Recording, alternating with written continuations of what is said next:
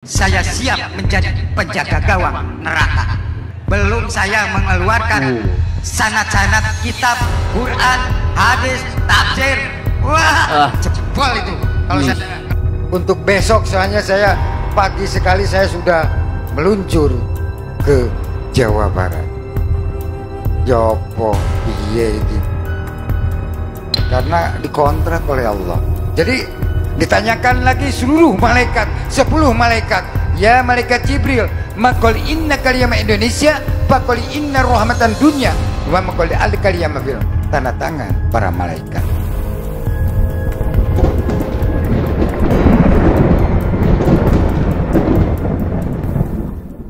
Assalamualaikum warahmatullahi wabarakatuh. Iwan Watfilah. Pada video kali ini kita akan membahas yang sedang ramai ya, yaitu tentang Mama Gufron, dimana di sini beliau memang sedang hangat-hangatnya dibicarakan dan ada indikasi bahwa beliau membawa ajaran sesat gitu. Nah di sini setelah beritanya viral tersebut, akhirnya saya mencari-cari gitu siapa Mama Gufron ini, dan awalnya saya melihat latar belakangnya seperti apa, dan akhirnya terkumpullah beberapa video yang kita potong-potong yang intinya ingin mengetahui latar belakang beliau gitu loh. Nah bagaimana lengkapnya, mari kita simak videonya berikut ini. Ini saya nggak bisa ngaji. Kalau kita ngaji kitab, waduh, saya emang ngaji kitab Suryani aja, karena kayak saya bisanya bahasa kitab Suryani. Umati fi inna karyama ya Rasulullah sallallahu alaihi wasallam. Wa maqali inna rahmatan alam fa'ali inna rahmatan dunya. Allah maqali inna rahmatan. Betul atau tidak? Betul atau tidak? Jawab itu. Jawab. Kita ini orang desa, nggak tahu apa-apa, dan saya juga nggak sekolah dari SD sampai perguruan tinggi, enggak. SD pun nggak tamat saya mau buta enggak. SD pun nggak tamat saya mau buta huruf, nggak tahu apa-apa. Daripada penjenengan kalau saya mau buta huruf, sekolah saya sekolah musafir. Sekolahnya sekolah musafir gitu. Beda. Makanya saya emang nggak terkenal. Awal mulanya dikira mau ditaruh di pondok atau kobong, ternyata tidak lama langsung dipanggil di kediaman Abuya Mama Armin untuk diangkat menjadi abdi dalam. Beliau tidak pernah diajarkan pelajaran-pelajaran layaknya santri lainnya, seperti belajar kitab kuning, Al-Quran, hadis, dan sebagainya. Akan tetapi beliau diperintah untuk khidmah atau melayani kiai. Bismillahirrahmanirrahim. Al-Fatihah. A'udzubillahi minasyaitonir rajim. Bismillahirrahmanirrahim. Iyyaka na'budu wa iyyaka nasta'in. Shiratal mustaqim. Iyyaka na'budu wa iyyaka nasta'in. Shiratal mustaqim. Saya buka ya. Nih, bismillah. Ini ininya. Nah, ini Qurannya, Bang. nah, Tolong. Ini. nah, nah, Ini hadisnya. nah. Diborong ya. Maklum nggak bisa ngaji. Tapi bukan dia yang baca. Nah, Ini loh. Ya itulah tadi beberapa potongan video yang menyebutkan latar belakang atau pendidikan dari Mama Gufron ini gitu. Ya saya awalnya juga sempat dari awalnya aja tentang Mama Gufron ini saya agak sedikit tergelitik ya. Mama Gufron ini entah apa sebutannya, ya saya mikir kenapa nggak Papa Gufron, kenapa nggak Aki atau guru atau kakanda atau ayahanda, kenapa harus Mama Gufron gitu, karena yang layaknya umumnya mama itu kan untuk perempuan ya. Setelah itu, setelah saya melihat dari video-video tadi, akhirnya saya mendapatkan fakta baru. Kalau dia sendiri mengaku kalau Mama Gufron ini tidak belajar lah jatuhnya, baik dari segi pendidikan umum ataupun dari segi agama. Karena memang ada di video yang pertengahan agak akhir dikit itu disebutkan bahwa Mama Gufron ini sempat menempuh dikira akan belajar gitu loh, yang di Mama Armin tadi ya. Ternyata dia malah diangkat menjadi abdi dalam atau orang yang melayani kiai-kiai dan dia tidak mempelajari Al-Quran, hadis ataupun ilmu agama lainnya. Itu bukan saya ngomong ya, tadi ada infonya. Jadi bisa dibilang di sini kalau Mama Gufron ini, menurut yang video tadi, menurut omongan dia sendiri ya, itu nol pendidikannya. Pendidikan umum nggak ada, pendidikan agama juga nggak ada gitu. Nah terus kok tiba-tiba dia muncul, dan yang hebatnya, anehnya, Mama Gufron ini di beberapa video itu terkesan sombong gitu loh. Ngomongnya tuh tinggi banget gitu loh. Nah bagaimana kesombongannya kita juga udah himpun. Silahkan nanti teman-teman dilihat sendiri ya. Berikut videonya. Dan akhiratnya, saya siap menjadi penjaga gawang neraka. Gak gampang. Gak gampang. Pernah tak? Sampai mengeluarkan ini sanad guru, sanad ilmu semua. Sudahkah? Belum saya mengeluarkan sanad-sanad kitab, Quran, hadis, tafsir. Wah, jebol itu. Kalau saya... Untuk besok soalnya saya pagi sekali saya sudah meluncur ke Jawa Barat. Yopo piye iki? Karena dikontrak oleh Allah. Jadi Gufron, mas kodi inna kaliyama dunya Indonesia kaliyama film Allah. Enggak apa-apa ya Allah. Allah harus tanggung jawab. Nanyakan kepada Rasulullah, ya Rasulullah, al-kuli inna rahmatan Indonesia, mam kuli inna kaliyama film Allah. Oh siap saya kalau tanda tangan Rasulullah Sallallahu Alaihi Wasallam. Ditanyakan lagi seluruh malaikat, 10 malaikat. Ya malaikat Jibril, makoli inna kaliyama Indonesia, pakoli inna rahmatan dunya, wa makoli al kaliyama fil. Tanda tangan para malaikat. Tenang saya. Begitu saya ayah yang ngilo-ngilo kepada saya, malaikat maut tolong tuh.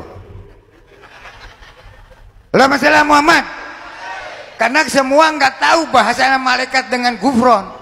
Saya tinggal malaikat itu sudah ngilo-ngilo saya. Kok kenapa ngilo? Kan sudah tanda tangan. Kamu dengan MUU, dengan GUP, dengan The GUP The Front. Loh iya. Karena apa? Nggak minta upah, karena tanda tangan. Nanyakan kepada para wali, monggo. Ke guru-guru, silahkan. Karena kita harus keliling tuh lillahi ta'ala. Ikhlas ridho karena Allah. Wah, Gufron ini yang bukan-bukan. Monggo. Tanya lagi kepada malaikat maut. Ini mau diberesin atau gimana? Apa perlu panggil lagi malaikat trompet? Pengen dipanggil lagi malaikat trompet? Diajak musyawarah sama Gufron. Assalamualaikum qali innar rahmatan, seluruh malaikat qali innar rahmatan Gufron. Allahumma qali innar rahmatan Toreko, ma qali innar rahmatan Indonesia, wa ma qali innar rahmatan lakal ya mafil Allah. Hati-hatilah, nggak usah aneh-aneh. Yuk kita bareng-bareng. Yang meninggal kita doakan, yang sakit didoakan, yang lahir kita doakan, semua didoakan. Tidak ada kekurangan dan lebih. Doa pi doa, betul atau tidak? Faqali alai inna kalima ummati fi inna kalima fil Allah. La syidi inna kalima Mekah Madinah. La qali inna rahmatan ya Rasulullah sallallahu alaihi wasallam. Makali inna rahmatan sahabat Sayyidina Ali Umar Utsman Abu Bakar. La qali inna kalima fi ma Allah subhanallah. Makali inna rahmatan Indonesia, ma faqali inna rahmatan, wa makali inna rahmatan Islam Indonesia, ma hafaqal asyidi inna kalima fi ma Allah. Masa Amsor nggak tahu saya? Nggak iya, kalau tahu saya pasti wah luar biasa. Mahal loh ngundang saya. Harganya mahal sekali. Wani piro. Tapi saya yakin dikasih hujan awas. Saya berjanjian loh dengan malaikat nukar nakir dan malaikat ahli hujan. Kalau hujan kau janji tak kejar sama saya, kata saya. Betul, sumpah demi Allah saya. Hei malaikat, faqul inna kalama ummati fi inna kalama al-jawi. La qul inna rahmatan Gufron wa maqul akayama fi Allah. Silakan mau hujan, tapi kalau nanti acara hujan, awas tok tak kejar sama saya. Percaya atau tidak? Ada buktinya atau tidak? Kita buka Quran. Apa kata Quran? Bismillah. Ini surat dan ayatnya.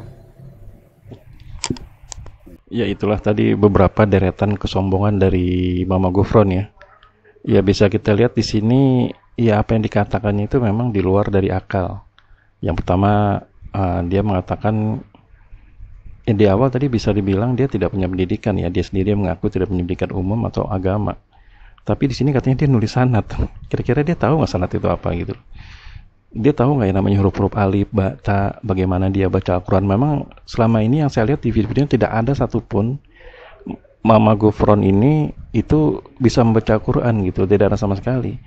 Dan yang kedua, bisa dilihat di sini kalau dia mengaku bahwa dia bisa berdialog dengan malaikat, bahkan menyuruh-nyuruhnya, bahkan bisa menyuruh hujan. Dan yang parahnya lagi dia punya kontrak loh sama Allah. Ini sama Allah nih kontraknya, bukan sama Persib apa Persija gitu loh, sama Allah gitu.